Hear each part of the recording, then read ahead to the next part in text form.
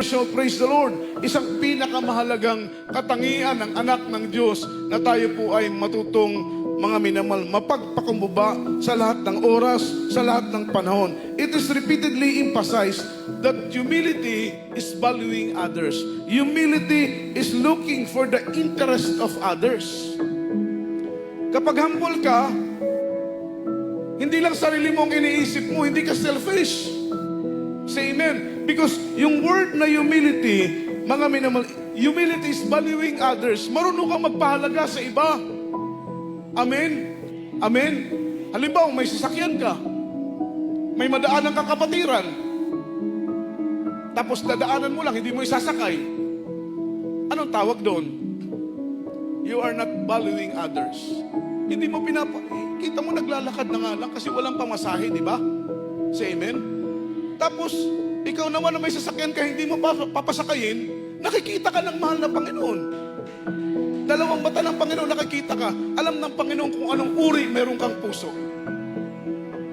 Diba? Baka sabi mo, Brother Joe, pinatatamaan kami may mga sasakyan. Totoo lang po, mga minamahal. Frankly speaking, bato-bato sa langit, tamaan, huwag magalit. May sasakyan ka eh. Nakita mo, kawawa naman yung kapatiran. Uwis na paglalakad.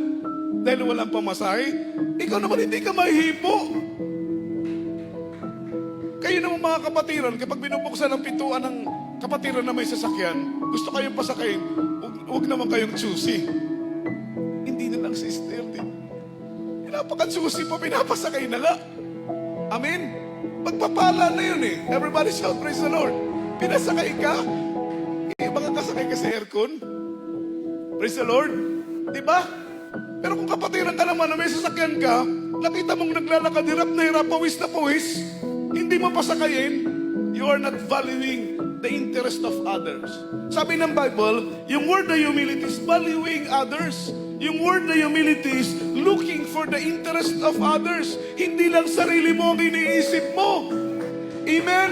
Hindi ka selfish. Hindi ka makasarili. You are looking for the interest of others. Yun ang word na humility. Amen? Gumagawa ka sa gawain ng mahal na Panginoon. You are looking the interest of others. Nag-aalay ka ng pag-aayuno. Why? Because you are looking the interest of others. Binigay mo ang buhay mo sa gawain as a full-time workers, as a preacher. Nagpapagamit ka sa gawain ng mahal na Panginoon because you are looking the interest of others.